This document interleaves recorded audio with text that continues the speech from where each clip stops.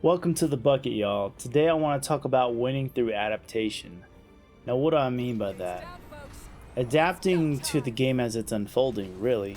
Whether that's counterpicking or balancing your team, a different kind of strategy for your gameplay. So, say if you're too aggressive initially, they're doing a really good job of backing up their back line and covering for them, or perhaps you're being a little too passive and they're just steamrolling the rest of your team. So these are some of the things I want to talk about. Let's get into the gameplay. So my initial thoughts on the team comps for our team and their team are they're pretty well balanced overall. I think it's going to depend on who's making the plays, right? Where are the best players at on each team? And those will shift the dynamic of what we should do to counterpick in the game. Side note, I play really aggressive as Bobby, so you'll see me dive and make some poor decisions and then sometimes make some pretty great plays. And yeah, I'll try and teach on plays that I make mistakes in. Back to the gameplay. I got my ult, so I'm gonna go look for something to kill, and hopefully we find a Dom, and he just got hit with the good old flying dragon. Hit the gun tank. It looks like oh, I just dove in for the Metis. That was pretty lucky right there, actually. I just I just did a jump right into that one. Okay, we got the zombie. The zombie wanted a confirmed kill on me, so he dove. In that situation, I just tried to do as much damage as possible. That one looked like it was me being in the wrong place after they had a lot of team picks, so probably just bad positioning there. Oh man, this is a really good combo. So that combo right there is the jump and then use your extra jump to go further and then hover in the air to confirm kill on the Metis. Yeah, that's like one of my favorite combos. If you're hovering in the air after the jump, it allows you to reposition yourself so you can kind of lock in where you want your slam to hit. Alright, yeah. Alright, the slam deletes the unit for Barbie, so you want to do that.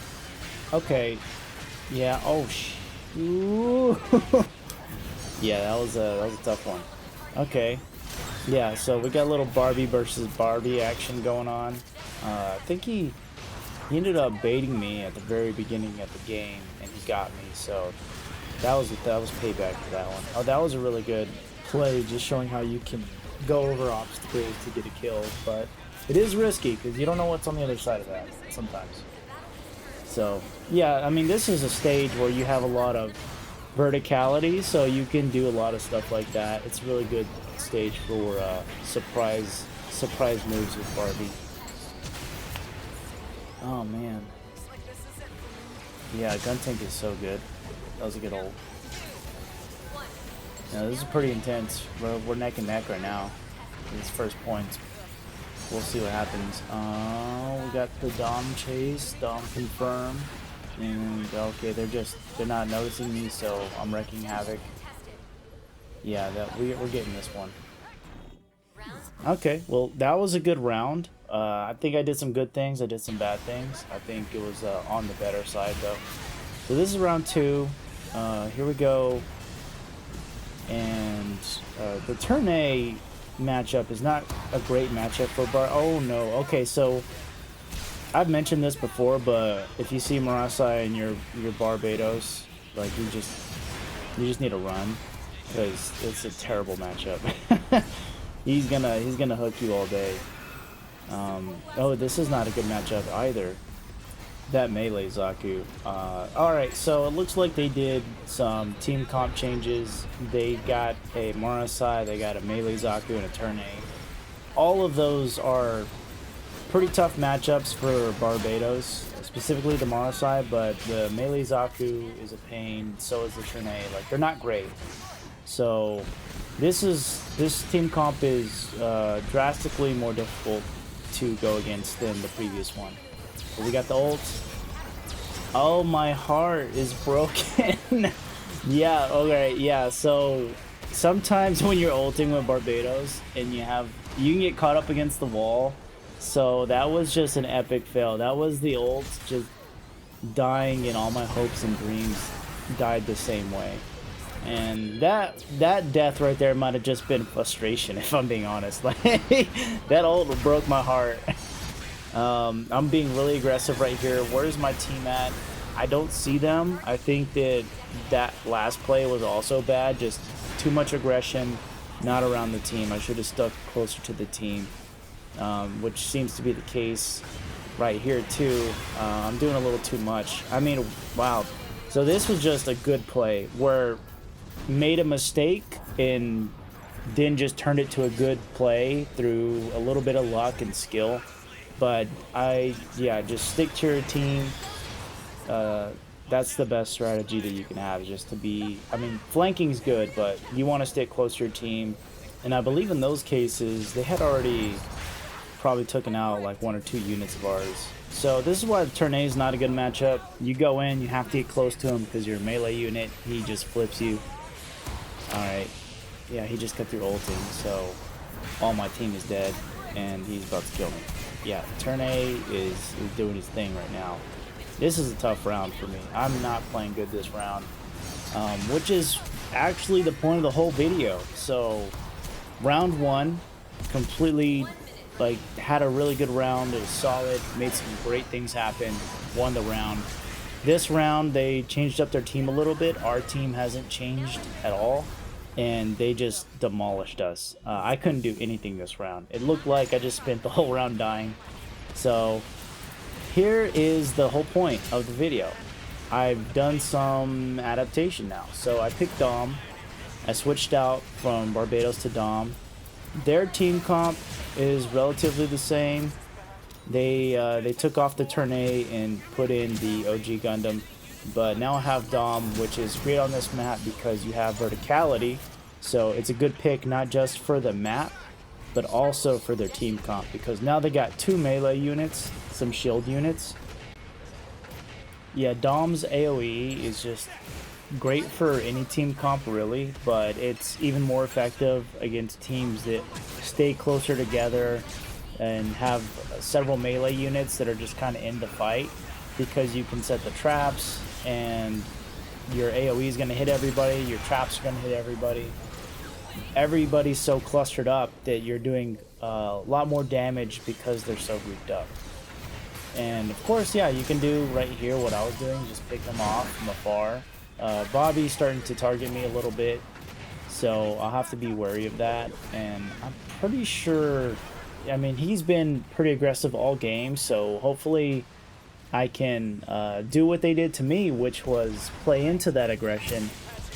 This is my favorite. Every time I see Methods picking up a guy and they're just sitting ducks, it's just like Christmas. Great picks there. All right, we're about to get into it. Point A. It's close. So these are important fights here. All right, we got the. All right, we zoned him out. We're zoning him out. We're pushing him off the top, getting him away from the health. Yeah, I got some backup here. Thank goodness for that. I probably would have died if Ashmere didn't get up there. So, going back to get some health. Going to just poke from afar. Oh, they got the ult there. Still continuing to poke from afar. That AoE is just so deadly on this map. Everything's so tight, you know. Marside looks like he's out. He got a really good hook though, man. So wow. All right, yeah, we're in good spot here. We just got to keep them off the point. So zoning him out and then condensing on Bobby whenever he turns a corner. Okay. He kind of caught. He got caught. He was a little far away, so he probably should have stayed closer to the group, which is what I need to do right now. But yeah, I'm gonna stay on point, which is why Bobby's such a good pick, because he can do both. He can stay on point, be really effective, or poke from afar and be very effective if the clusters are there. So I'm going on a little run here, a little kill streak. So shield guys, and the thing is like you don't really want it. You don't have to confirm kills. If you get them off point, I mean that's how you win the game. So you always got to keep in mind that it's not about the kills. Yeah, the kills help win the game, but When the games are close like this, you want to force the enemy into making bad decisions because there's no time left. So we're neck and neck. It's very close, and I think I'm getting caught out of position right here. Looks like they got 2 picks on our team. So yeah, C's always been, I don't know why C's so hard for me. C's just one of those points. It's like if whoever gets it first, they're just gonna hold it for the most part. Oh, I'm chasing. I'm not sure I like that. Okay, backed off. That was a good disengage. I think I caught one with the mine. Alright, team backed me up there. So that worked out. But unfortunately, they just deleted a lot of my teammates. And we're going to have to fight for this point. It's too close to make any mistakes. Unless we got some ults. Well, we got 2. So we got 3. No, we're in a good spot. Yeah. Okay. So we're going to zone them out. And causing havoc on the point is just such a good... That ult is so good because you're pushing people around and your teammates have a lot of opportunities to just capitalize on all the chaos. But the melee Zaku used a good ult there. Just kind of cleared the point. Looks like we're going to continue to poke. This is, do or die. And melee Zaku is such a gremlin, man. Such a gremlin. This is not good. Oh, the pickup. That pickup is what won us the game. And I remember thinking like, okay, well, that's the game. And then I got picked up in a second life redemption. So this is really good because there's no more time left. We're in extra time, and they're gonna have to make some risky decisions. They're gonna have to risk it for the biscuit right here. And honestly, that's probably what did them in. Because yeah, the Methis, once the Methis got picked off and they just started like trickling in, they never went in as a group. And it was because the urgency was there. We forced them into making bad decisions. And I think that's what ultimately led to us winning this match. But the only reason we were even able to be in the match was because we adapted to their team composition. Like if I would have stayed as Barbados, they kind of already figured out my play style and how to counter me. Man, this one was actually really close.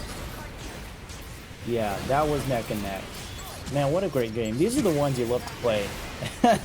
even the ones that you end up losing on the other side of it. It's those close ones, those nail biters are the ones that get you going, So I'm gonna do a side-by-side comparison of team comps between rounds 1, 2, and 3. Let's take a look. For the first round, we took that one, and Bobby had no real hard counters on this. I thought both teams were pretty balanced, but no hard counters here, and I was able to pretty much do whatever I wanted. Then in round 2, they counterpicked me with 3 different suits. You see the melee Zaku, the Marasai, the Turn A. All 3 of those are not great matchups for Bobby, Marasai being the hard counter. And yeah, that just shut me down in the second round, and I couldn't do anything. Like, we got stomped that round.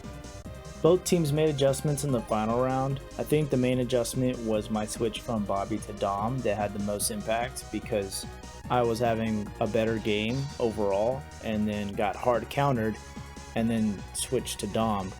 And my play style with Dom is a lot different than with Bobby. With Bobby, I'm very aggressive, I'm diving, sometimes making bad decisions, sometimes capitalizing on opportunity, but it's a high risk, high reward thing. Whereas with Dom, I was just sitting back, taking them apart, not really trying to risk things too much, and just picking my spots, when to be aggressive, when not to be aggressive. And I think that change in play style really changed the course of that third round. If you're still here, thanks for watching. I hope you learned something. And if you want me to make more videos like this, please like and subscribe.